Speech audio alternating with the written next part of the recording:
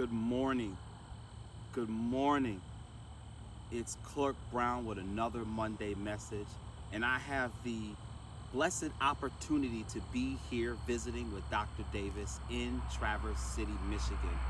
Behind me, you see the beautiful view of both bays of Lake Michigan, and it is just a blessed morning here.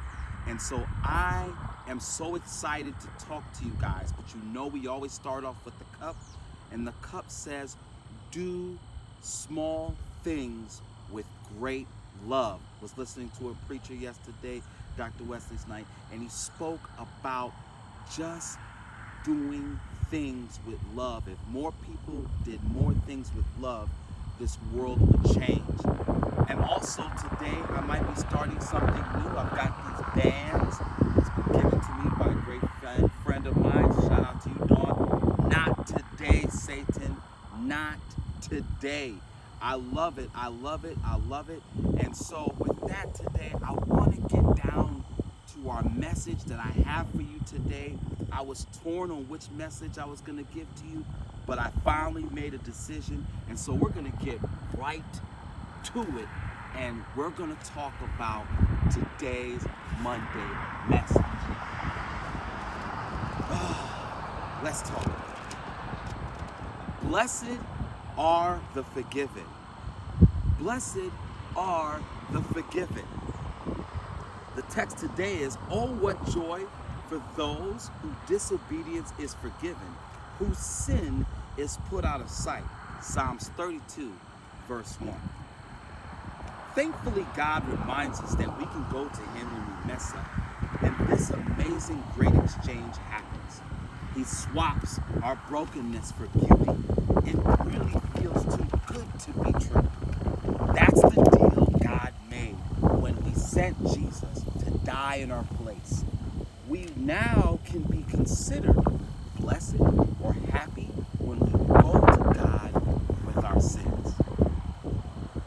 Finally, God's grace is available to us even in the midst of our worst parenting mistakes. I was talking to my wife, and I was supposed to be, and I said, hey, I'm sorry that I wasn't there. I'm sorry I took the wrong route. I got there, and she said, yeah, you just have to say sorry. You have to add all those extras.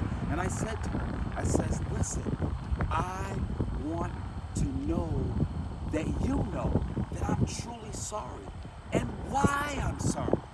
See, I'm not afraid to admit that when I grew up in our days, parents didn't really say sorry. They just said, hey, don't do it again. But I want to change that time. Why? Because I serve a God who forgives me and is willing to say, hey, I've forgiven you for the things you've done. And she says, Dad, I've forgiven you. It's okay. But no, I want to say to you, I'm sorry. The greatest character in the Bible that speaks about forgiveness is David, one of my favorite characters. And I love that David, no matter what he did, was willing to ask God for forgiveness. And one of the things about David, he had this text that he wrote in Psalms 151, verses 1 through 9. And it says, hide your face from my sin and blot out all my iniquities. See, David does not approach God arrogantly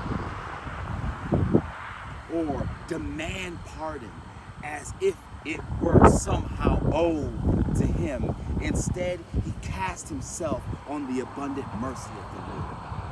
Even though David has fallen far, he has not forgotten God's covenant promise to forgive his repentance. Indeed, he seeks refuge in the Lord's revelation of his character as the God merciful and gracious, slow to anger, and abounding in steadfast love and faithfulness.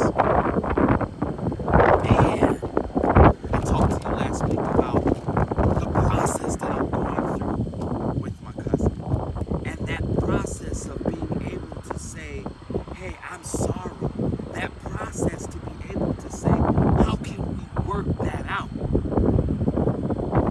Think of that same process that you have with God. We may have said some things together to each other. You may have said some things to your child. You may have said some things to your coworker. You may have said some things that may feel like it's too far to ask for forgiveness. It's too far to come back and say, hey, I'm sorry.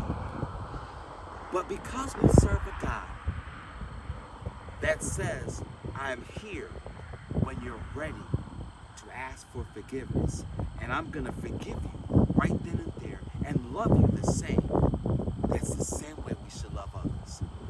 You know, once again, it's another Monday message with Clark Brown. I love you, we love you, and most of all, God's love you. Until next time, see ya.